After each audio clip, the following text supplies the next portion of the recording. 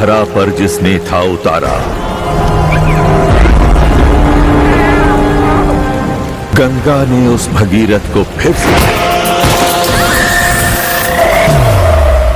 आ रहा हूं अपनी मां गंगा की सुरक्षा करने।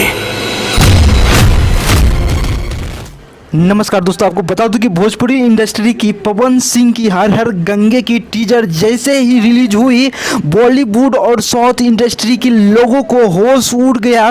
वाकई में ऐसे भोजपुरी मूवी बन सकती है। दोस्तों आपको बता दूं कि ये मूवी की टीजर काफ़ी सोशल मीडिया पे ट्रेंडिंग में चल रहा है। कहा जाए तो व्यू हैंग हो चुका है। दोस्तों आपको बता दूं कि बहुत ही लाजवाब मूवी, पहली बार पवन सिंह ने ऐसा मूवी बनाई है जो कि गजब की मूवी है। जी हाँ दोस्तों, इस मूवी की बजट काफ़ी ज़्यादा है, करीब 50 करोड़ तक में कह रहे हैं बनाए गए हैं ये मूवी। दोस्तों काफ़ी अच्छी सीन क्रिएट किए गए हैं। दोस्तों ये मूवी आपको कैसा लगा वीडियो में कमेंट करके बताना, साथ ही लाइक एंड सब्सक्राइब जरूर कर लेना दोस्तों। जय हिंद।